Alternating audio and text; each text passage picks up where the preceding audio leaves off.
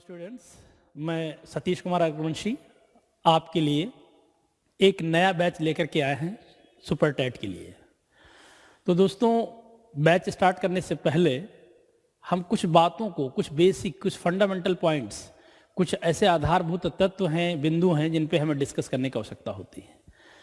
हम सभी लोग जानते हैं कि कंपटीशन डे टू डे, यानी दिन प्रतिदिन कंपटीशन टफ होता जा रहा है।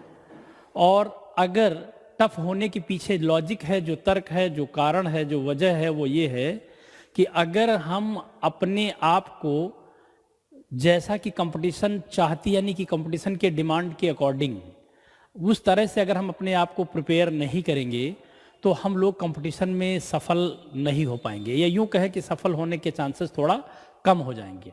तो इसलिए हम लोगों ने, पूरी गैलेक्सी परिवार ने आपके लिए एक नया बैच लाए हैं सुपर टैट के लिए, जिसमें आपको एक तरफ से शुरुआत से लेकर के कॉन्सेप्ट के साथ में सारी चीज़ें आपके सामने शेयर की जाएंगी, आपसे डिस्कस किया जाएगा।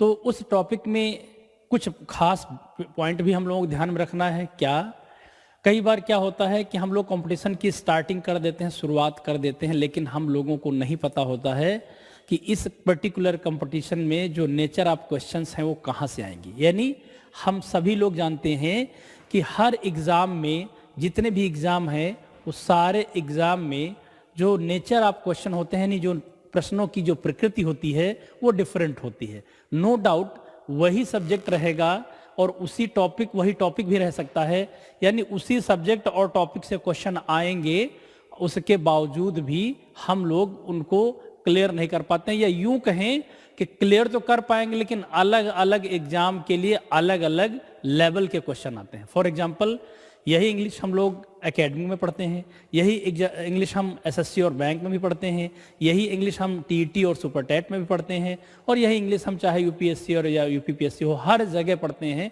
वॉटएवर जितने भी एग्जाम्स हैं। लेकिन इसी इंग्लिश में से जो नेचर ऑफ क्वेश्चन, जो क्वेश्चन की प्रकृति है, वो भिन्न भिन्न डिफरेंट रहती है।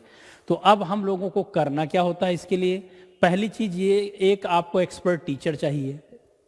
एक्सपर्ट टीचर का मतलब ये है कि ऐसा आपको टीचर चाहिए जिसके पास ये एक्सपीरियंस्ड हो, जिसके पास पीछे प्रीवियस ईयर के क्वेश्चन से और लोगों के, जो स्टूडेंट्स सफल हुए हैं, उनको टीचिंग करने का सारा एक्सपीरियंस रहा हो, तो आपकी राह और आसान हो जाती है। कैसे?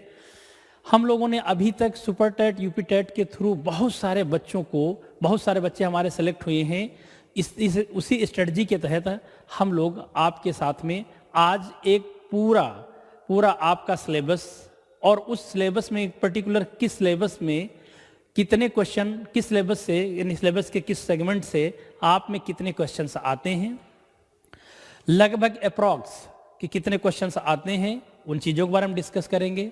उसके बाद में प्रीवियस ईयर में जो क्वेश्चंस आए हैं उनके बारे में डिस्कस करेंगे, और कुछ ऐसे इंपॉर्टेंट पॉइंट्स, कुछ ऐसी सावधानियां, अगर उन चीज़ों, उन पॉइंट्स को, उन सावधानियों को हम अपने लाइफ में उतारें, हम अपने जीवन में उनको अप्लाई करें, तो हो सकता है कि जो सिलेक्शन हमारा 2 साल में होने वाला हो, 1 साल में होने वाला हो, तो हो सकता है हम 6 महीने में भी सिलेक्शन ले लें। अब उसमें क्या होता है, देखिए, कई बार क्या होता है कि हम लोग बात करते हैं, जैसे आपके सामने सिलेबस है, तो सिलेबस में हम लोग देखेंगे, जैसे इसमें लिखा है syllabus for UP TET general English. इसमें क्या है, जो गवर्नमेंट आपका सिलेबस निकालती है तो उसमें एक शब्द लिखी कि पार्ट्स ऑफ स्पीच। तो ध्यान रखना है कि इस पार्ट्स ऑफ स्पीच में नाउन भी है, प्रोनाउन भी है, adjective, verb, adverb, preposition, conjunction, interjection, voice, active voice and passive voice, narration, direct and indirect, या punctuation and spellings, word meaning, उसके बाद vocabulary and usage, idioms and phrases, और fill in the blanks.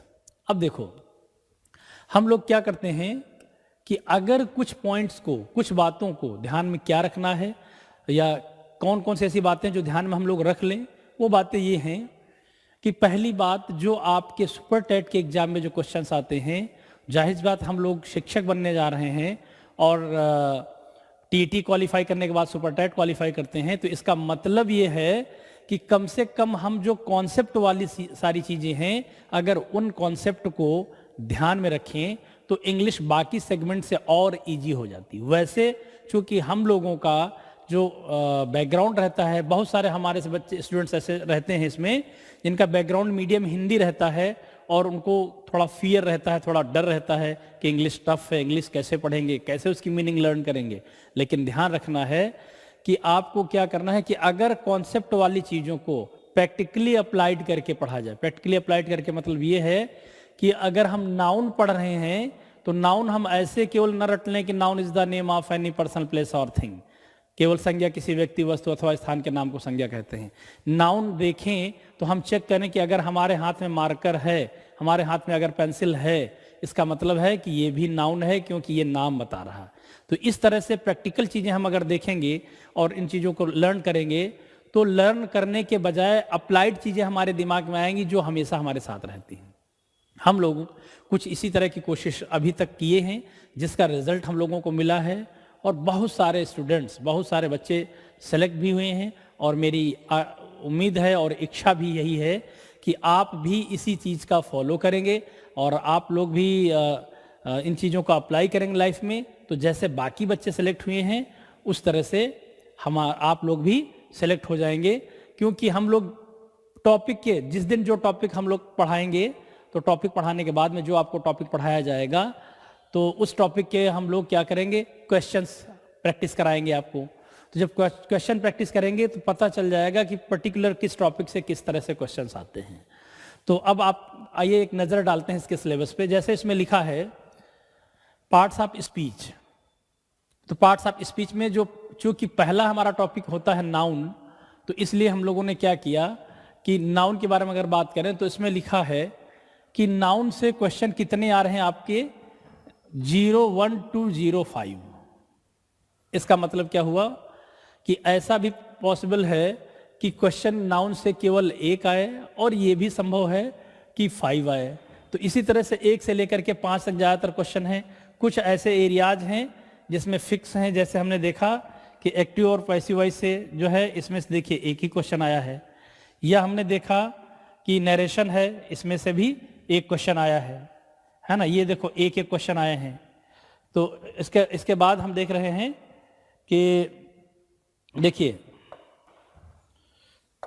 हम लोग देख रहे हैं इसमें कि इसमें एक क्वेश्चन आया था, ये एक वाले एरिया हैं, ये भी एक है और ये भी एक है, ये सब सारे एक एक क्वेश्चन हैं। तो इसका मतलब कुछ ऐसे एरियाज हैं जिसमें से 1 क्वेश्चन आया हुआ है। तो अब हम लोग देखते हैं कि आता क्वेश्चन कैसे है। अब नाउन है, अब नाउन में एक तो डेफिनेशन हो गई कि noun is the name of any person, place और थिंग। लेकिन क्वेश्चन कैसे पूछ सकता है नाउन से? हो सकता है कि कोई वर्ड दिया है और कहेगा आइडेंटिफाई नाउन, यानी पहचान करो। पहचान करने के लिए क्वेश्चन आ सकता है। कैसे? कोई शब्द दे दिया और पूछा कि पहचान करना है आपको, तो इसका मतलब यह है कि आपको उसको पहचानना है। कोई वर्ड दे दिया तो हम लोग कैसे उससे नाउन के बारे में पूछेंगे, या यानी पार्ट्स ऑफ स्पीच पहचानने में आ गया। या फिर क्या कर देगा कि कोई नाउन ऐसे लिखा है, हम लोग जानते हैं हिंदी में एक वचन और बहुवचन और द्विवचन सब होता है, इंग्लिश में हम जानते हैं सिंगुलर होता है या फिर प्लूरल होता है। आपसे पूछेगा कि कोई पर्टिकुलर वर्ड दे देगा, 4 ऑप्शन दे देगा और कहेगा कि इसमें कौन सा नाउन, कौन सा वर्ड, कौन सा ऑप्शन सिंगुलर है और कौन, या फिर पूछ लेगा कौन सा ऑप्शन प्लूरल है, या पूछ लेगा कि how to make a noun plural, ऐसा भी कह सकता है, how to make a noun plural. इसका मतलब है कि प्लूरल बनाने के अलग अलग तरीके हैं। कुछ ऐसे वर्ड्स हैं हम लोग क्या करते हैं नाउन में कि कुछ ऐसे वर्ड हैं, जैसे मान लिया हमने बॉय शब्द लिखा और बॉय में हमने एस लगा दिया तो ये बॉयज हो गया। लेकिन अगर बाय द वे बहुत सारे ऐसे वर्ड हैं जिसमें हम एस ना लगा करके इसके वॉवल चेंज करते, जैसे हमने मैन लिखा तो मैन का प्लूरल बनाने के लिए हम एस ना लगा करके हम क्या करते हैं, मैन लिख दिया। तो देखिए इसका इंटरनल वोवेल चेंज कर दिया, यानी यहाँ पर मैन लिखा था, ए लिखा था, यहाँ पर MEN कर दिया। तो इस तरह से भी इसका अप्रोप्रिएट वर्ड पूछ सकते हैं कि इसमें से कौन प्लूरल है। आपके एग्जाम में ऐसा कर सकता है कि वो शब्द तो मैन लिखेगा और इसका प्लूरल में एक ऑप्शन मैंस भी लिखेगा और एक ऑप्शन उसमें मेंस भी लिख सकता है, एक ऑप्शन मेन भी लिख देगा और एक ऑप्शन कह देगा कि नन ऑफ दीज, इनमें से कोई नहीं।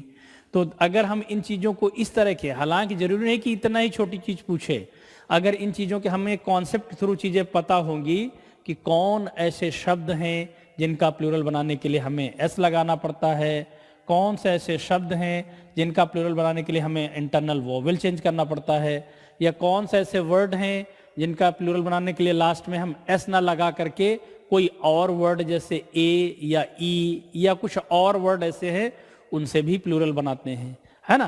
तो इस तरह की चीज़ों को हम लोग डिटेल में पढ़ेंगे। तो वो सब सारे हमारा टॉपिक कहाँ से हो जाएगा, नाउन से। तो इसलिए हमको इतनी जानकारी रखना है कि नाउन के रिगार्डिंग इस तरह से हम लोग सारी चीज़ जानकारी जो है नाउन से हम लोग डिस्कस करेंगे, बिल्कुल कॉन्सेप्ट के थ्रू। अब देखते हैं प्रोनाउन। प्रोनाउन में जब हम एक चीज़ पहले ठीक से पढ़ लेंगे, जब हम लोगों ने नाउन पढ़ लिया तो हम प्रोनाउन भी जानेंगे कि pronoun is a word which is used in place of a noun, यानी सर्वनाम वे शब्द होते हैं जो संज्ञा के बदले में बोले जाते हैं। तो इसमें पूछ लेगा, इसमें क्या करता है, ऐसे क्वेश्चन पूछेगा कि जैसे मान लिया हमने यहाँ पर लिखा है कि मोहन, नाउन हमारा क्या है, मोहन है, और पीपल मीन्स होता है लोग, ये भी हमारा नाउन है। अब हम जानते हैं कि अगर एक वचन यानी सिंगुलर नाउन है तो उसके लिए सिंगुलर प्रोनाउन चाहिए, और अगर प्लूरल नाउन है तो उसके लिए प्रोनाउन प्लूरल चाहिए। तो हम क्या करेंगे, मोहन के लिए हम ही लिखेंगे, लेकिन पीपल लोग, ये सब पीपल मीन्स होता है लोग, और ये शब्द कैसा है, प्लूरल है, यानी कि बहुवचन है। तो इसका मतलब हमें कैसा प्रोनाउन चाहिए, बहुवचन वाला। तो इसके लिए हमें दे लिखना पड़ेगा। तो I, we, you, they, he, she, it, यानी जितने शब्द हैं, चाहे हम आई लिखें, वी लिखें, यू लिखें, दे लिखें, ही या फिर शी या फिर इट, ये जितने भी प्रोनाउन हैं हम लोग ठीक से कॉन्सेप्ट के साथ पढ़ेंगे इसमें कि कौन सा सिंगुलर प्रोनाउन है, कौन सा प्लूरल प्रोनाउन है, कौन इसका कौन सा ऑब्जेक्टिव केस है, कौन इसका पॉजेसिव केस है, ये सारी डिटेल में हम लोग पढ़ेंगे। तो फिर क्या है, प्रोनाउन की सारी चीज़ें भी हम लोग क्लियर कर लेंगे। बस ये ध्यान रखना है, फैक्चुअल इंफॉर्मेशन जो है, फैक्चुअल इंफॉर्मेशन है, उससे कई गुना ज़्यादा हम लोगों को ध्यान करना पड़ेगा किस पे, कॉन्सेप्ट पे। जितनी कॉन्सेप्चुअल इंफॉर्मेशन है, जितनी अप्लाइड इंफॉर्मेशन है, जितनी अप्लाइड इंफॉर्मेशन काम आएगी, उतनी फैक्चुअल उतनी काम आपके एग्जाम में नहीं आएगी। फिर हम लोग देखते हैं, आइए देखते हैं एडजेक्टिव। अगला टॉपिक हमारा एडजेक्टिव होगा। हर टॉपिक से अलग अलग प्रकार के क्वेश्चंस आते हैं। अब एडजेक्टिव में क्या करेगा, कुछ नहीं पूछेगा तो आपसे पूछ लेगा इसके काइंड्स में कोई वर्ड देगा और पूछेगा अच्छा ये कौन सा एडजेक्टिव है। तो जैसे इसमें लिखे, बाय द वे एक छोटा एग्जांपल ऐसे लिखेगा कि that boy is my friend. अब अगर इस तरह से पूछेगा, जैसे that boy is my friend अगर पूछेगा तो अब friend, that boy is my friend अगर रहेगा उसमें तो पूछ लेगा कि अच्छा ये जो वर्ड जो है सेंटेंस देखते हैं, कहेगा that boy is my friend. अगर ऐसे लिखा एक सेंटेंस कि दैट सब बॉय इज माय फ्रेंड। अब इसका मतलब हम लोग जब ये देखेंगे तो इसका मतलब है कि इस तरह इसको अंडरलाइन कर देगा और पूछ लेगा, अंडरलाइन करने के बाद में पूछ लेगा कि अच्छा बताइए ये अंडरलाइन वर्ड कौन सा शब्द है। तो अंडरलाइन वर्ड के बारे में जब पूछेंगे तो हम लोग क्या कहेंगे कि देखिए जो दैट शब्द है हमारा एडजेक्टिव है और ये कौन सा शब्द है, हमारा डेमोन्स्ट्रेटिव एडजेक्टिव है। क्योंकि बचपन में हम लोगों को बताया गया है ना कि डेमोन्स्ट्रेटिंग वर्ड ऐसे बताया गया है ना, डेमोन्स्ट्रेटिंग वर्ड्स, इसका मतलब है कि संकेतवाचक शब्द, संकेतवाचक शब्द। संकेतवाचक शब्द का तात्पर्य क्या है कि ऐसे शब्द जो किसी की तरफ इंडिकेट करें, किसी की तरफ इशारा करें। हम यहाँ खड़े हैं और आपसे पूछा, हमने कहा कि वह देखो मेरा घर है, या वह मेरी कार है, यह मेरा घर है, वह मेरा दोस्त है, वे लड़के हैं। इस तरह से हम इशारा करते हैं, है ना। हमने कहा लुक हेयर, यहाँ देखो, दीज आर क्वेश्चंस, तो दीज क्वेश्चंस आर डिफिकल्ट या दीज क्वेश्चंस आर इजी। तो इसका मतलब जो दीज क्वेश्चन है, दीज जो शब्द है हमारा क्या है, इंडिकेट करता है, किसी की तरफ इशारा करके बताता है कि यह देखो, वह देखो, या इधर देखो या उधर देखो। तो इनको हम बोलते हैं क्या, डेमोन्स्ट्रेटिंग वर्ड, यानी संकेत करने वाले शब्द हैं।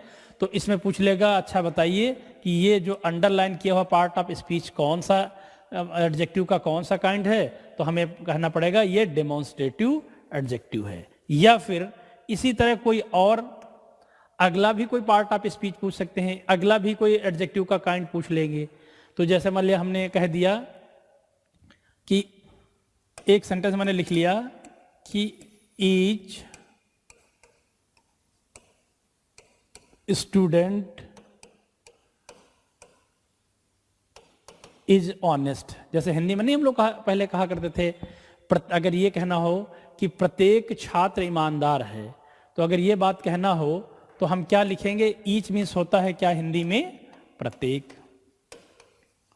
अब क्या करेगा वो आपके एग्जाम में, ऐसे अंडरलाइन कर देगा और कहेगा कि अंडरलाइन किया हुआ वर्ड किस एडजेक्टिव के किस काइंड से बिलोंग करता है, यानी which kind of adjective is related, which kind of adjective belongs to underline word, यानी अंडरलाइन किए हुए शब्द से कौन सा एडजेक्टिव बिलोंग करता है, कौन सा ऐसे रिलेटेड है, कौन सा ऐसे संबंधित है।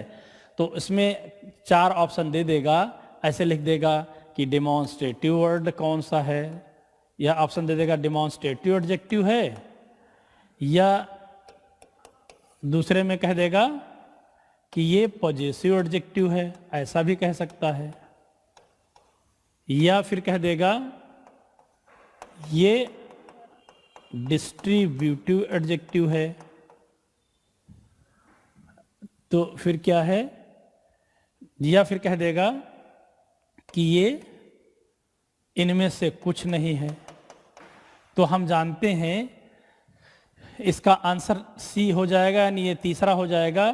इसको अगर हम ए मान लें, इसको बी मान लें, इसको सी मान लें और इसको डी मान लें, इसका मतलब है हमारा आंसर फिर सी हो जाएगा। क्यों? क्योंकि जो डिस्ट्रीब्यूटिव शब्द है इसकी हिंदी क्या होती है, विभाग सूचक। विभाग सूचक, इसका मतलब ये नहीं है कि डिपार्टमेंट वाली बात आ जाए, विभाग वाली बात आ जाए। तो ये ध्यान रखना है, विभाग की बात नहीं, यहां पर विभाग मीन्स बंटवारे वाली बात, कि कितना डिवीजन करने वाली बात। तो हम लोग पढ़ते हैं कि ईच है, आइदर है, एवरी है, नाइदर है, ये सब बंटवारे वाली बात करते हैं, डिवीजन की बात करते हैं, अलग अलग की, है ना। कि कितने बच्चे हैं और प्रत्येक बच्चा ईमानदार है, मेहनती है। तो हम समझ लेंगे जब हम वर्ड कॉन्सेप्ट के साथ पढ़ेंगे कि कौन से शब्द ऐसे हैं जो बंटवारे की बात करते हैं, यानी अलग अलग सेपरेशन की बात करते हैं। कौन से शब्द ऐसे हमें इंडिकेट करते हैं जो इंडिकेशन का काम करते हैं, यानी संकेत करने का काम है। कौन से ऐसे शब्द हैं पजेसिव, यानी अधिकार बताने का काम करते हैं, किसी के ऊपर अधिकार बताना। जैसे बुक मैंने लिखा और बुक किसकी है, इस पर अधिकार किसका है, इसके पहले मैंने माई लगा लिया तो माई हमारा पॉजिटिव वर्ड है। इस तरह से छोटी छोटी चीज़ों को हम लोग क्लास में क्लियर करेंगे ताकि ये हमारे माइंड में हमेशा के लिए बैठ जाए और हमारा एक कॉन्सेप्ट डेवलप हो जाए, और एग्जाम में अगर बाय द वे हमारे सुपर टाइट के लिए 10 क्वेश्चंस करने हैं, अगर हमें 5-6 क्वेश्चंस आ रहे हैं तो हम, और 2 या 3 क्वेश्चन, 2 और 3 क्वेश्चंस ऐसे हैं जो आपको बिल्कुल नहीं आ रहे हैं, तो भी आप अपने कॉन्सेप्ट के बल पर उन क्वेश्चंस को भी सही करके आ जाएंगे। क्योंकि केवल फैक्ट रटने से केवल आप एग्जाम में सारे क्वेश्चन कर नहीं सकते हैं। जब हमारा कॉन्सेप्ट क्लियर होता है तो 2-4 क्वेश्चन हमारे ऑटोमेटिक और सही हो जाते हैं। क्यों?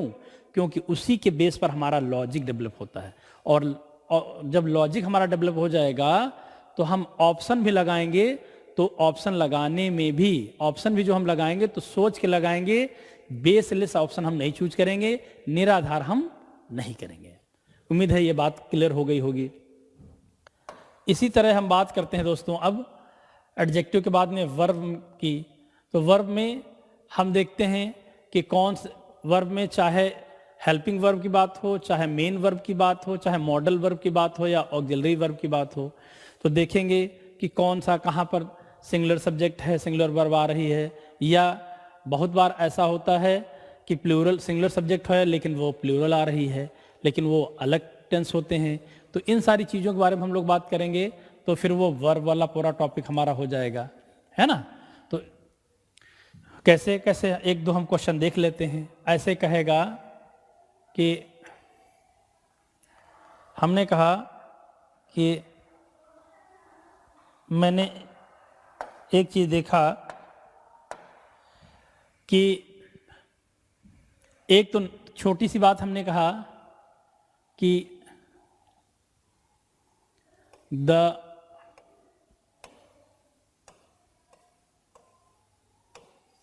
Number of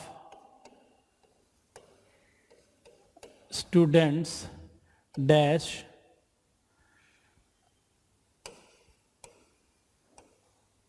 present today. अब हम लोग क्या करते हैं, नॉर्मली जिस तरह से हमने सब्जेक्ट देखा उसी के अकॉर्डिंग हेल्पिंग वर्ब लगाते हैं। अब इसमें हम 4 ऑप्शन देते हैं और आप देखिए कि इसमें क्या फिल करेंगे। ऑप्शन ए कह रहा है कि यहाँ पर इज फिल करेंगे, ऑप्शन बी कह रहा है कि यहाँ पर आर फिल करेंगे, और ऑप्शन सी कह रहा है कि यहाँ पर हैज फिल करेंगे, ऑप्शन डी कह रहा है कि यहाँ पर हैव फिल करेंगे। अब देखिए कितने छोटे क्वेश्चंस हैं, बिल्कुल नर्सरी केजी वाले। हम लोग इज, एम, आर बचपन से इनसे शुरुआत से लेकर के हम लोग रूबरू हुए हैं, हम लोग फैमिलियर रहे हैं, इनसे पाला पड़ा हुआ है। तो खैर, अब हम लोगों का आंसर लगाने का तरीका क्या होता है, हम लोग क्या देखेंगे, द नंबर ऑफ लिखा हुआ है तो इसमें क्या करना है कि हमने स्टूडेंट्स देखा और हमने देख लिया अच्छा एस लगा हुआ है, तो हम क्या करते हैं, देखा कि अच्छा प्लूरल शब्द है, तो हमारे दिमाग में आता है कि कोई प्लूरल वर्ब होनी चाहिए, लेकिन नहीं। ध्यान रखना है, इसका करेक्ट आंसर क्या होगा दोस्तों, correct answer is option A, is होगा। क्यों होगा, क्योंकि हम जानते हैं कि जब कभी भी द नंबर ऑफ के बाद में जो स्टूडेंट नाउन आता है वो नाउन कैसा होता है, प्लूरल। नाउन हमेशा प्लूरल रहेगा, लेकिन वर्ब कैसी होगी, singular. That's why your correct answer is option A. इस तरह की भी छोटी छोटी बारीकियां जो आप अपने आप से नहीं समझ सकते हैं, उनको क्लास में पढ़ाने के बाद में बार बार आपकी प्रैक्टिस कराई जाएगी, और प्रैक्टिस कराने के बाद में इतनी बार आप प्रैक्टिस करेंगे कि एग्जाम में कहीं से क्वेश्चन कोई इस तरह से आए तो आपका करेक्ट हो जाए। चलिए, इसी तरह से एडवर्ब, एडवर्ब जो है शब्द हम लोग जानते हैं कि इसी तरह से एडवर्ब जो हमारा है,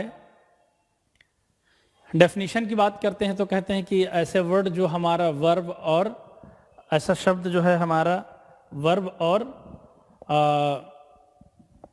किसका, वर्ब की भी विशेषता बतला दे, एडवर्ब की भी विशेषता बतला दे, एडजेक्टिव की विशेषता बतला दे, हम ये बात कहेंगे।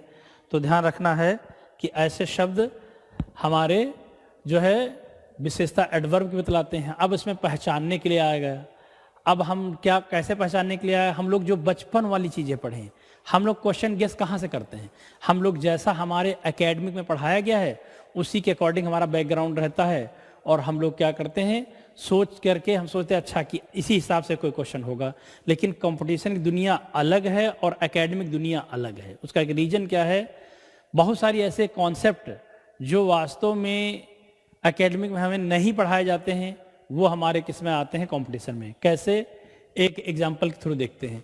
बचपन में हम लोगों को पढ़ाया गया है कि अगर किसी वर्ड के लास्ट में ly आता है तो वो वर्ड होता क्या था, एडवर्ब। ऐसा हम लोगों को पढ़ाया गया है।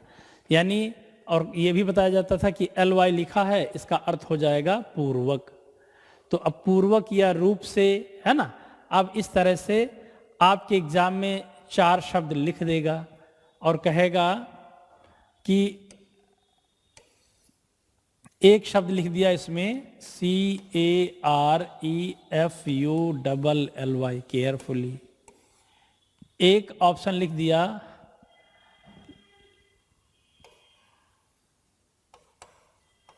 लाउडली, एक ऑप्शन लिख दिया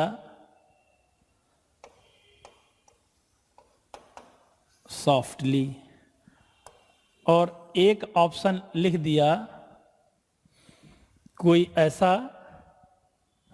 जैसे लिख दिया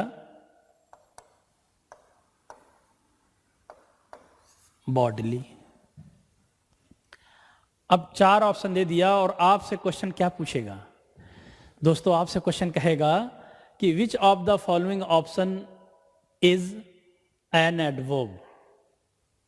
इसमें पूछेगा कि इनमें से कौन सा शब्द जो है एक एडजेक्टिव है, या ऐसे पूछ लेगा कि कौन सा एक option, which of the following option indicates the parts of speech adjective, यानी इनमें से कौन सा एडजेक्टिव, या select the adjective from the given options. ऐसे क्वेश्चन कर देगा कि नीचे जो ऑप्शन लिखे हैं उनमें से एडजेक्टिव छाटिए। या ऐसे कह सकता है कि which of the following options is not an example of adverb. ऐसा लिख सकते हैं कि नीचे लिखे क्वेश्चंस में से, ऑप्शन में से कौन सा एक ऐसा ऑप्शन है जो एडवर्ब का एग्जाम्पल नहीं है। या ये पूछ लेगा कौन सा ऐसा ऑप्शन है जो इसमें एडजेक्टिव दिया है। तो इसका मतलब ये है कि हमें ध्यान रखना पड़ेगा, हर जगह ly जहां लगा होता है वो सब सारे, हर जगह ly वाले सारे एडवर्ब नहीं होते हैं। इसके लिए हमें समझना पड़ेगा। क्या हम लोग ये देखेंगे कि अगर कहीं पर NOUN यानी कि नाउन लिखा है, नाउन प्लस ly, यानी कि अगर किसी नाउन के लास्ट में ly लगा है तो हम क्या करेंगे, इसमें ये हमारा जो वर्ड बनेगा वो बनता है एडजेक्टिव। और अगर कहीं पर एडजेक्टिव लिखा है और एडजेक्टिव प्लस ly लिखा है तो दोस्तों वो बन जाता है हमारा एडवर्ब। तो इस तरह के एक ऑप्शन। अब हम देखते हैं कि इसमें कौन सा आंसर होगा। जैसे एक शब्द दिया है केयरफुली, तो ये बना कहां से, केयरफुल एक शब्द होता है और केयरफुल मीन्स होता है क्या, केयरफुल मीन्स होता है हमारा, केयरफुल जो है हमारा एडजेक्टिव शब्द है और उसी में लगा देंगे ly तो ये हमारा एडवर्ब बन जाएगा। इसका मतलब ऑप्शन जो ए है, हम देख रहे हैं ऑप्शन जो ए है वो एडवर्ब है। इसी तरह से एक शब्द होता है लाउड, बी वाला मैं देखता हूं, लाउड मीन्स होता है जोर से। इसका मतलब वो भी विशेषता बतला रहा है, विशेषण है, ये एडजेक्टिव है और इसमें ly भी लगा है। और हम ये भी जानते हैं दोस्तों कि एडजेक्टिव में ly लगने से वो बनेगा क्या, एडवर्ब है। तो इसका मतलब बी ऑप्शन भी हमारा क्या है, एडवर्ब है। चलिए नेक्स्ट ऑप्शन देखता हूं, सी सॉफ्टली लिखा है।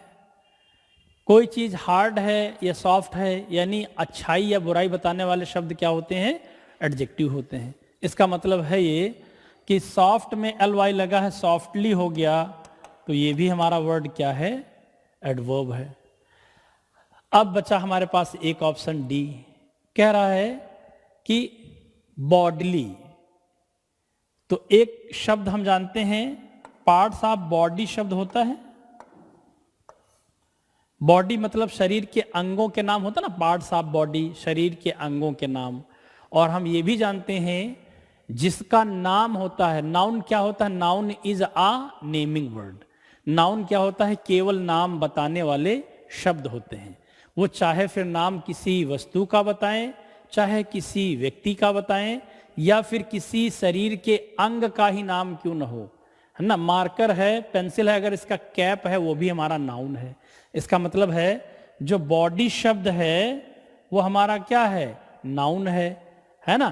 तो इसका मतलब है पार्ट्स ऑफ बॉडी तो शरीर का अंग हो गया, और केवल बॉडी है तो शरीर हो गया, यानी ये भी किसी चीज का नाम बताता। इसी बॉडी में हमने लगाया क्या, ly, तो वर्ड हमारा बन गया बॉडली। इसका मतलब जब हम नाउन में, यानी ये शब्द नाउन था और इसमें हमने ly जोड़ा है, तो हमने पहले लिखा था नाउन प्लस ly जोड़ते हैं तो बनता क्या है, एडजेक्टिव।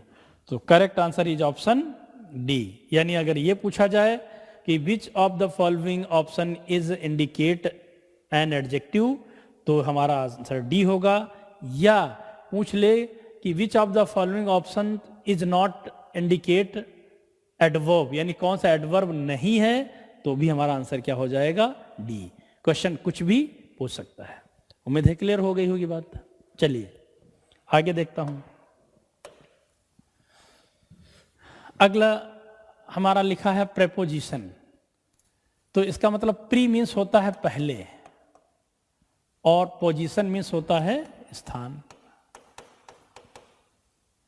यानी किसी भी नाउन के पहले कोई शब्द आ करके उसके पोजीशन के बारे में बात करे कि उसका स्थान कहां पर है, तो उसको हम क्या बोलते हैं, प्रीपोजिशन, यानी कि उसका स्थान कहां है। जैसे हमने देखा कि एक टेबल है और टेबल पर हमने बॉटल रख दिया है, तो हमसे ये उम्मीद की जाएगी, हमसे पूछा जाएगा कि जो है ये बॉटल है टेबल के ऊपर है या टेबल के नीचे है या टेबल के पीछे है, कहां पर है, वो उसका स्थान पूछता है। तो अगर ऊपर होगी तो कहेंगे ऑन द टेबल, अगर नीचे होगी तो अंडर द टेबल, अगर टेबल में कोई ड्राज वगैरह बनी है तो हम कहेंगे इन द टेबल, अगर पीछे होगी तो हम बिहाइंड द टेबल। इस तरह की जो है बॉटल की सिचुएशन, बॉटल की पोजीशन कहाँ पर है, तो किसी नाउन की पोजीशन वाले जो बताने वाले शब्द होते हैं उनको हम क्या बोलते हैं, प्रेपोजिशन। फिर हम देखेंगे अगला वर्ड हमारा क्या है, कंजक्शन। इसे हम दूसरे नाम से भी जानते हैं, कनेक्टर। यानी ये कंजक्शन हमारे क्या है, दो चीजों को जोड़ते हैं। तो जब कनेक्ट करते हैं तो इन्हें हम क्या बोलेंगे, कनेक्टर बोलेंगे। तो इनसे भी एक आध क्वेश्चन आपके एग्जाम में आएगा।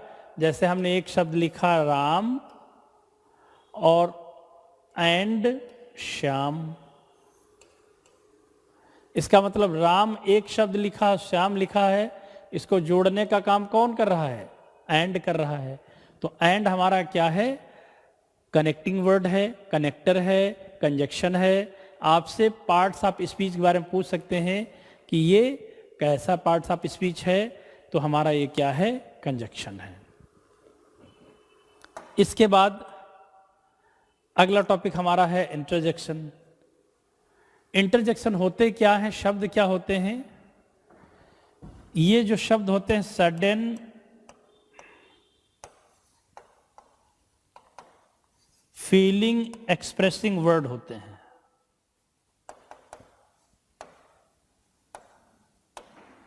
सडन फीलिंग एक्सप्रेसिंग वर्ड क्या होते हैं, कोई चीज मैंने देखा और अचानक देख लिया,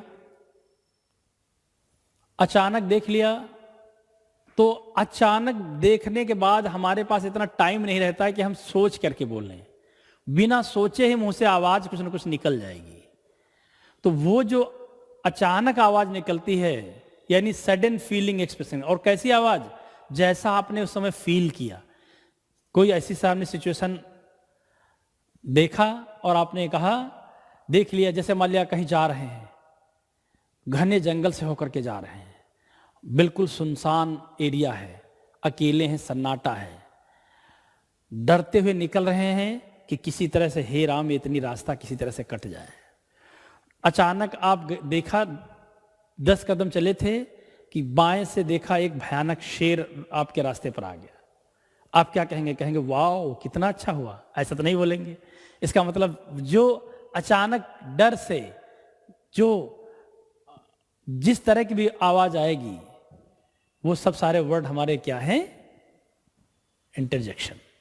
तो इनको पहचानने के लिए भी वर्ड आएगा। फिर हम बात करते हैं किसकी? वॉइस, एक्टिव वॉइस और पैसिव वॉइस की। तो इसमें क्या है कि अगर बाय द वे कोई सेंटेंस ऐसा लिखा है जिसमें सब्जेक्ट को ज़्यादा वेटेज ना देकर के ऑब्जेक्ट को प्रेफरेंस देते हैं तो उसको हम क्या कहते हैं? पैसिव वॉइस में। यानी ये काम किसके द्वारा किया गया, सब्जेक्ट को पहले ना लिख करके। तो इस एक आध इसमें एक्टिव वॉइस से भी आएंगे, पैसिव वॉइस से भी क्वेश्चन आएंगे, नरेशन से भी आएंगे। तो एक क्वेश्चन डायरेक्ट इनडायरेक्ट नरेशन से कि कहाँ पर उसको हम किस टेंस में बदलना है, ये हम लोग तब कर पाएंगे जब हम लोगों के टेंस तैयार हों ठीक तरीके से। तो हम लोग टेंस पढ़ेंगे, और टेंस पढ़ना कहाँ है? ये वर्ब वाले टॉपिक में भी हम लोग। ऐसा नहीं है कि इसमें आप देखते होंगे कि बहुत सारे ऐसे एरिया हैं जो मेंशन है, बहुत सारे मेंशन नहीं है। वो इसलिए नहीं क्योंकि वो इंक्लूड है किसी न किसी टॉपिक में। तो टेंस हम जब वर्ब वाले टॉपिक में टेंस भी पढ़ेंगे तो फिर क्या होगा कि इस तरह की चीजें हम कर लेंगे। अगली बात आती है किसकी? पंचुएशन की। पंचुएशन और स्पेलिंग ध्यान ये रखना है कि अगर बिंदी का प्रयोग यानी फुल स्टॉप का प्रयोग, कॉमा का प्रयोग अगर सही से ना किया जाए तो मीनिंगलेस सेंटेंस हो जाएगा, अर्थ का अनर्थ हो जाता है ना। तो इसलिए है ना क्या करना है? जैसे हमने कहा कि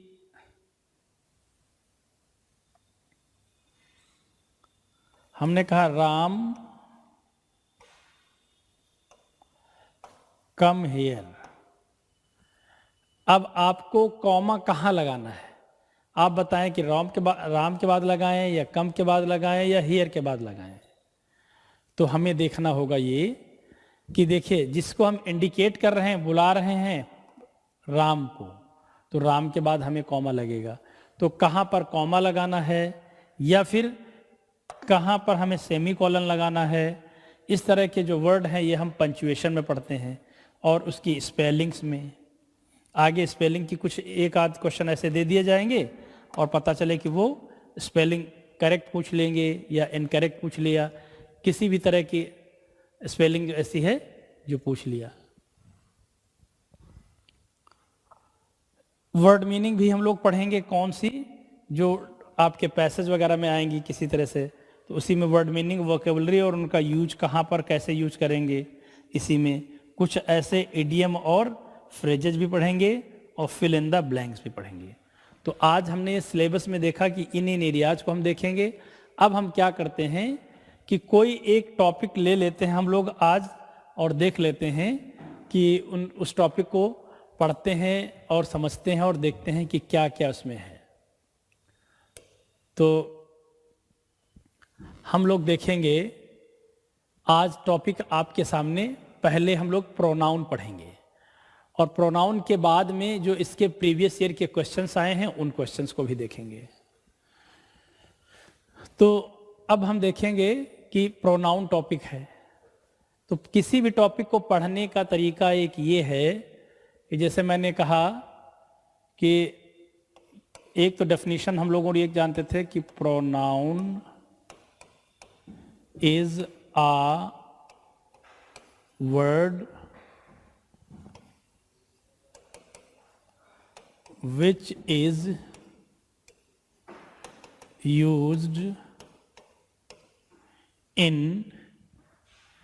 place of a noun। यानी एक तो डेफिनेशन इसकी हम ये देखते थे, दूसरी हम इसको ऐसे भी कह सकते हैं कि प्रोनाउन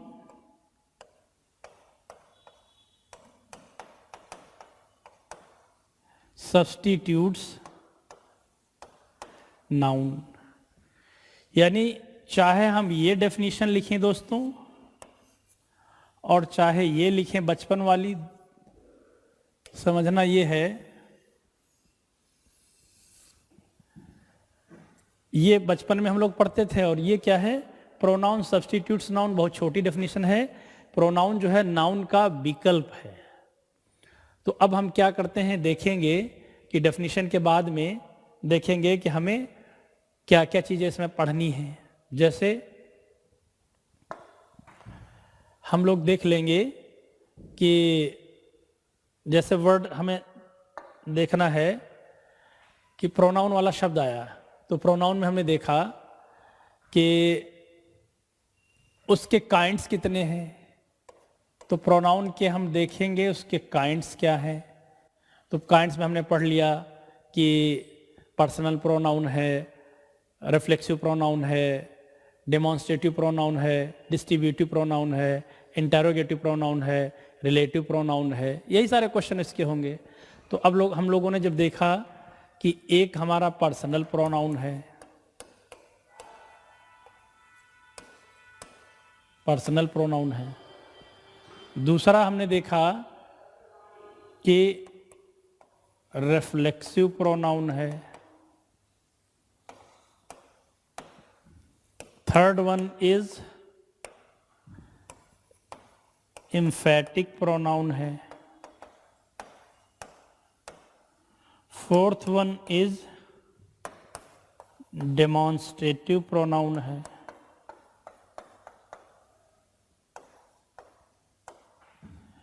फिफ्थ वन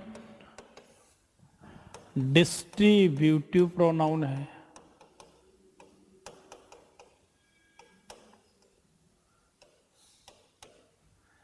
सिक्स हमारा क्या है? इंटेरोगेटिव प्रोनाउन है। सेवेंथ हमारा क्या है?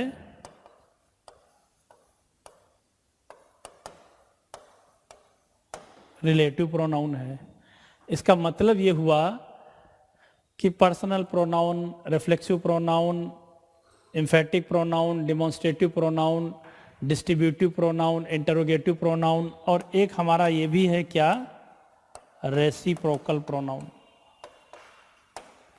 तो जो रेसिप्रोकल प्रोनाउन है, इस तरह से हमारे ये प्रोनाउन के काइंड्स हैं। अब इसके बारे में हम लोगों को पढ़ना होगा।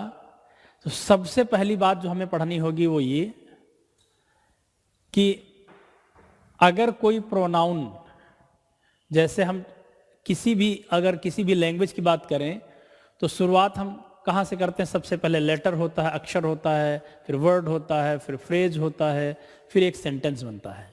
तो सेंटेंस के स्ट्रक्चर की बात करें तो हम जानते हैं कि सेंटेंस में सबसे पहले क्या होता है? सब्जेक्ट, जिसको हिंदी में हम क्या कहते हैं दोस्तों? कर्ता। फिर अगला क्या होता है? वर्ब, जिसको हम क्या कहते हैं? क्रिया। अगला क्या होता है? ऑब्जेक्ट, जिसको हम क्या कहते हैं? कर्म। यानी किसी सेंटेंस में सब्जेक्ट, वर्ब और ऑब्जेक्ट होता है। इसको चाहे हिंदी में कहेंगे तो इन नामों से जानेंगे और इंग्लिश में कहेंगे तो इन नामों से जानेंगे। तो अब हम लोग क्या करते हैं कि क्या करना है कि प्रोनाउन अगर सब्जेक्ट के प्लेस पर लिखा होता है तो कुछ और होगा, और अगर ऑब्जेक्ट के प्लेस पर लिखा होगा तो कुछ और होगा। जैसे आई है, आई अगर सब्जेक्ट प्लेस पर आई लिखा है और इसी आई को हम यहाँ ऑब्जेक्ट प्लेस पर ले जाना चाहते हैं तो आई को बदल करके हम किस में लिखते हैं? मी में। तो इसका मतलब आई जो है हमारा सब्जेक्टिव केस कहलाएगा क्योंकि सब्जेक्ट के स्थान पर है, और मी क्या है? ऑब्जेक्ट के स्थान पर है, इसलिए इसको हम ऑब्जेक्टिव केस कहेंगे। तो इसका हम एक चार्ट हम लोग पढ़ेंगे कि कौन सा प्रोनाउन सब्जेक्टिव केस में है, अगर ऑब्जेक्टिव में लिखते हैं तो क्या हो जाता है। जैसे आई का मी हो जाएगा या ही का हिम हो जाएगा। फिर पॉजेसिव में होगा तो कौन होगा, इसका हम लोग एक चार्ट पढ़ेंगे। तो अब हम लोग देखते हैं कि इस तरह से हम लोग देखेंगे कि जैसे इस तरह से हम लोग एक चार्ट जब पढ़ लेंगे तो हमारे केस वाली प्रोनाउन एंड केस वाला जो हम चार्ट पढ़ लेंगे तो वो चीजें हमारी क्लियर हो जाएंगी। अब हम देखते हैं कि जब हम ये सारी चीजें पढ़ लेंगे तो ध्यान ये रखना है कि पर्सनल प्रोनाउन कौन कौन से पर्सनल प्रोनाउन हैं। तो हम लोग देखेंगे कि इसमें जितने भी प्रोनाउन हैं I, we, you, they, he, she और इट, ये सब सारे हमारे क्या हैं, पर्सनल प्रोनाउन हैं। फिर देखेंगे कि रिफ्लेक्सिव प्रोनाउन और एम्फैटिक प्रोनाउन है, कौन कौन से शब्द हैं। तो उसमें कुछ ऐसे वर्ड हैं जिनके लास्ट में आपने देखा होगा सेल्फ लिखा होता है या फिर सेल्फ लिखा होता है। तो सेल्फ या सेल्फ वाले जो शब्द हैं वो हम रिफ्लेक्सिव प्रोनाउन और एम्फैटिक प्रोनाउन कहते हैं। डिमॉन्स्ट्रेशन में हम जानते हैं इंडिकेट करने वाले जो शब्द हैं, जैसे मैंने दिस लिखा या फिर दैट लिखा या फिर दीज लिखा या फिर हमने क्या लिखा, दोज लिखा। ये सब सारे हमारे क्या हैं, डिमॉन्स्ट्रेटिव वर्ड हैं।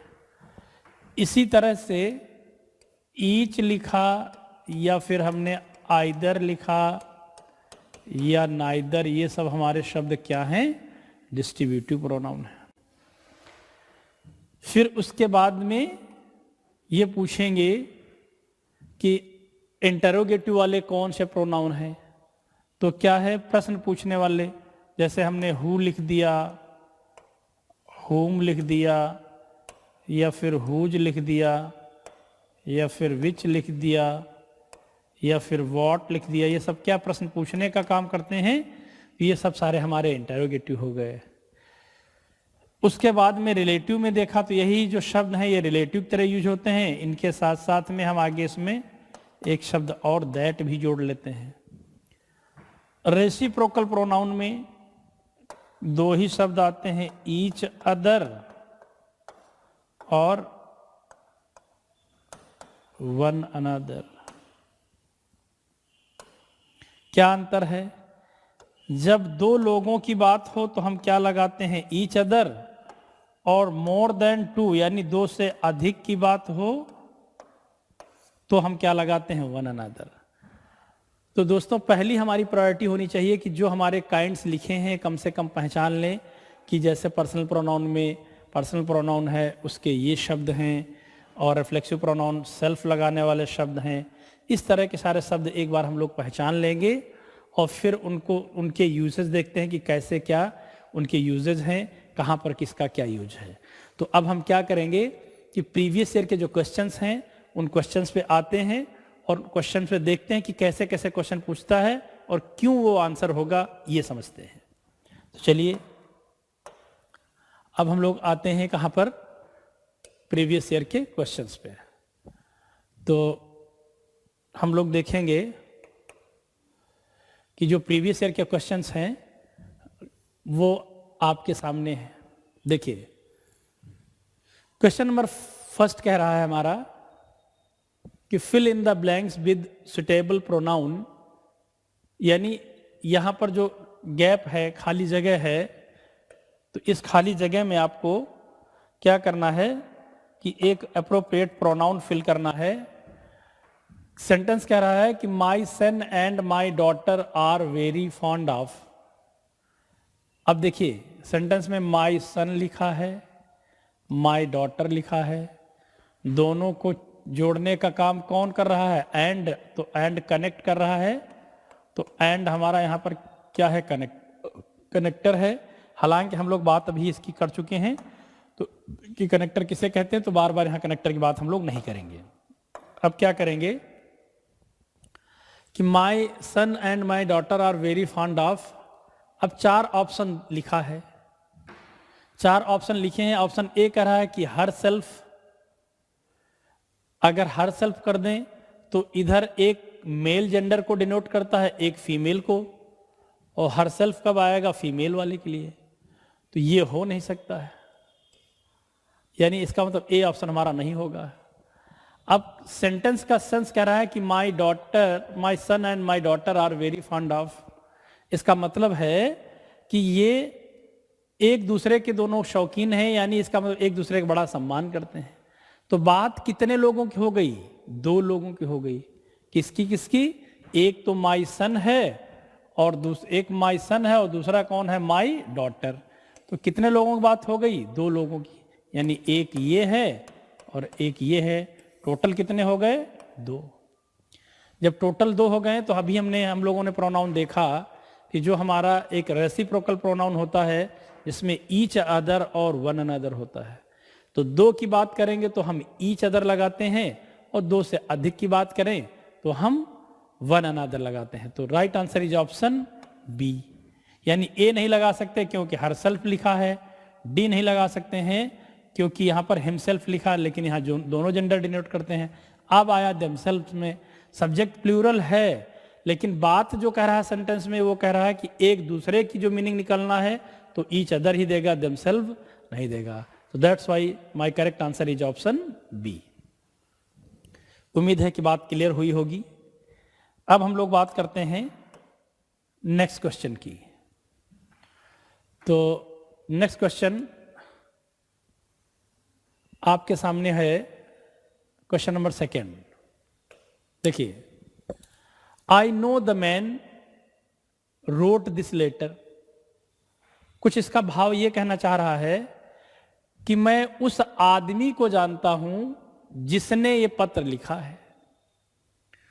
तो अब ये है, यहां पर जो सेंटेंस को जोड़ने का काम करेगा तो यहां पर ये रिलेटिव वर्ड हो गए। हु, दैट, हुम और हु, ये 4 शब्द दिए हैं।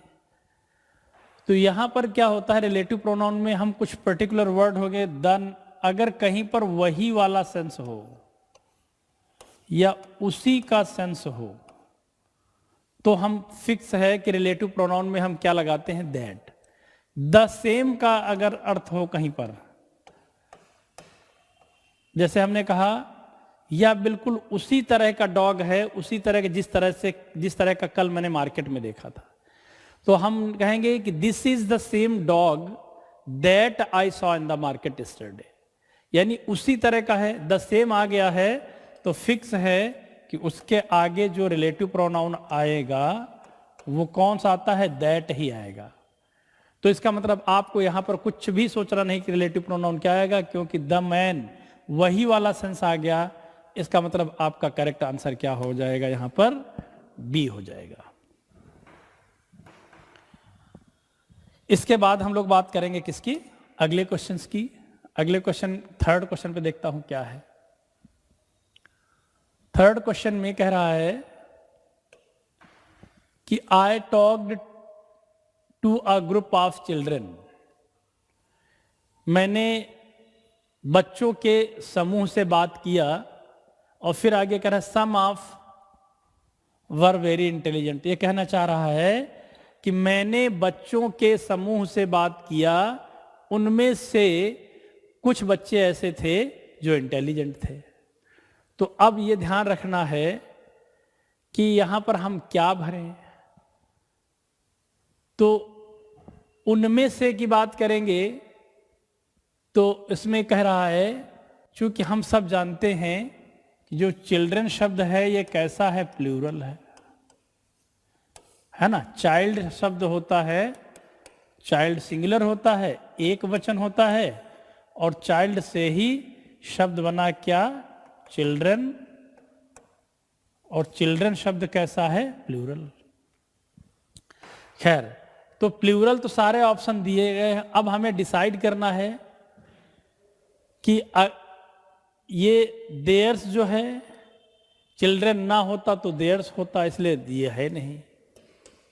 दे तब होता जब हम सब्जेक्ट के प्लेस पर लिखते हैं, यानी नॉमिनेटिव केस में, इसलिए ये भी नहीं है।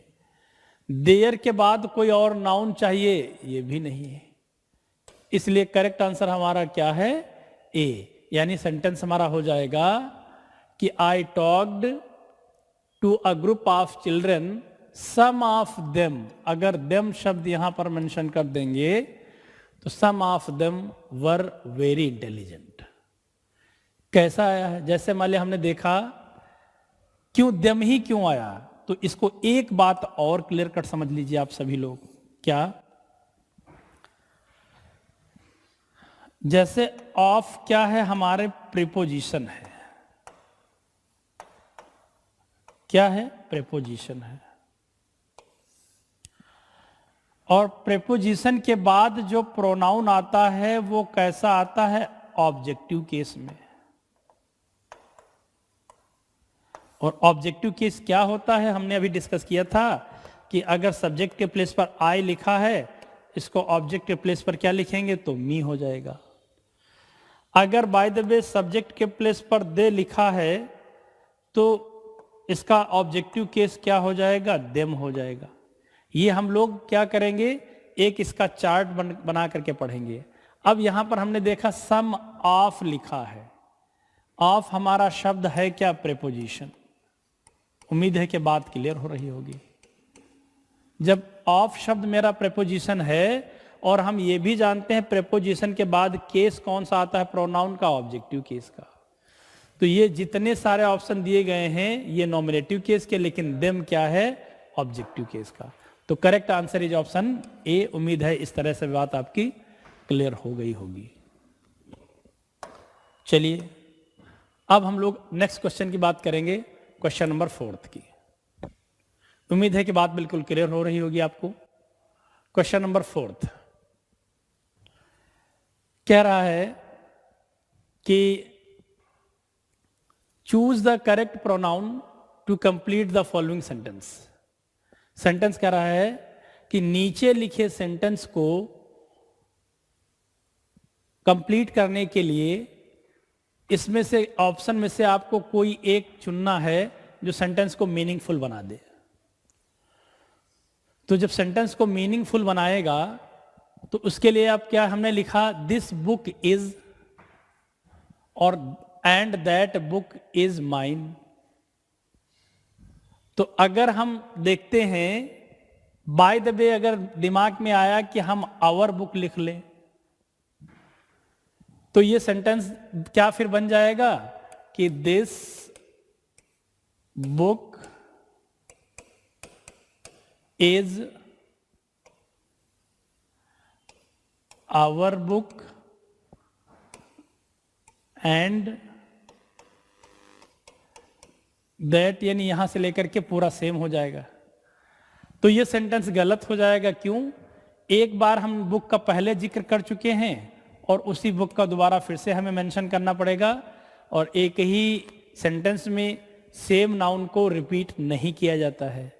तो इसका मतलब है कि ऑप्शन फर्स्ट हमारा नहीं हो सकता है, यानी कि फर्स्ट ऑप्शन जो है हमारा गलत है। फर्स्ट ऑप्शन हमारा नहीं हो सकता है। इसका मतलब है कि फिर कौन सा ऑप्शन होगा हमारा? फिर ऑप्शन हम देखते हैं, सेकंड पे आते हैं। तो जब हम सेकंड पे आएंगे, योर लिख लें। तो अगर हम योर लिखते हैं, थोड़ी देर के लिए मान लेते हैं, तो हमारा सेंटेंस क्या बनेगा कि this book is your and that one is mine. तो योर इसलिए नहीं होगा, यानी ऑप्शन ए भी नहीं होगा और ऑप्शन बी भी नहीं होगा। क्यों नहीं होगा? इसलिए कि ये शब्द जो है अकेले नहीं आते हैं, योर अकेले नहीं आता है, इसके साथ में हमें आगे नाउन लिखना पड़ेगा। अकेले शब्द ये नहीं आएंगे। तो नाउन है नहीं इनके साथ, इसका मतलब हमारा ये भी ऑप्शन गलत हो गया। योर भी, वो भी गलत हो गया, और हमारा डी भी गलत हो। अगर योर बुक कर दें तो वही प्रॉब्लम रहेगी जो आवर बुक में था, यानी 2 बार बुक हो जाएगा। एक बार बुक मेंशन है, दोबारा फिर भी मेंशन हो जाएगी। इसका मतलब है कि ना तो हमारा डी ऑप्शन होगा, ना ए होगा, ना बी होगा। तो करेक्ट आंसर क्या होगा हमारा? सी। यानी यहां पर होना क्या चाहिए? योर्स। यानी दिस बुक इज योर्स, यह पुस्तक आपकी है, and that one is mine, और वह मेरी है। तो चलिए आज का लास्ट क्वेश्चन देखते हैं। अभी तक हम लोग 4th तक, उम्मीद है कि बात क्लियर हो गई होगी। और आज का जो क्वेश्चन अगला है लास्ट, वो है 5th क्वेश्चन। 5th क्वेश्चन कह रहा है कि everyone has his own ideas about the best way to bring up the children. The underline word in the sentence is uh, यानी सेंटेंस यहां से लेकर के everyone has his own ideas about the best way to bring up children में आपको underline, एक word underline कर दिया गया है। कौन सा? ये अंडरलाइन वर्ड कर दिया गया है हिज। और इसका मतलब ये पूछ रहा है कि इसमें हिज क्या है। ऑप्शन ए कह रहा है कि ये डिटरमाइनर है, ऑप्शन बी कह रहा है कि ये एडवर्ब है, ऑप्शन सी कह रहा है कि ये नाउन है, और ऑप्शन डी कह रहा है कि ये प्रोनाउन है। तो ध्यान दें कि हम लोग जब प्रोनाउन वाला काइंड पढ़ते हैं तो प्रोनाउन में एक चीज हम लोग जानते हैं कि जैसे माई शब्द भी लिखा होता है, उसी में माई भी होता है। तो माई जो शब्द है ये हमारा एडजेक्टिव का काम करता है, और माइन शब्द हमारा प्रोनाउन का काम करता है। यानी काइंड्स अगर पूछें कि किस काइंड के में है, तो ये है प्रोनाउन का ही काइंड, लेकिन प्रोनाउन में होते हुए भी ये हमारा प्रोनाउन का जो है ये एडजेक्टिव का काम करता है, और माइन क्या है? प्रोनाउन का काम करता है। उसी तरह से जब हम लोग पढ़ते हैं हिज, तो ध्यान रखना है हिज जो है हमारा प्रोनाउन का भी काम करता है और एडजेक्टिव का काम करता है। तो ध्यान रखना है कि इस सेंटेंस में हमारा करेक्ट आंसर क्या होगा? डी, प्रोनाउन हमारा करेक्ट आंसर होगा, क्योंकि यहाँ पर हिज जो वर्ड है क्या है? हमारा प्रोनाउन है।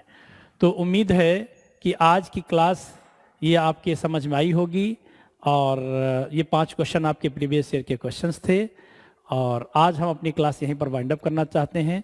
Thank you to all of you, thank you very much.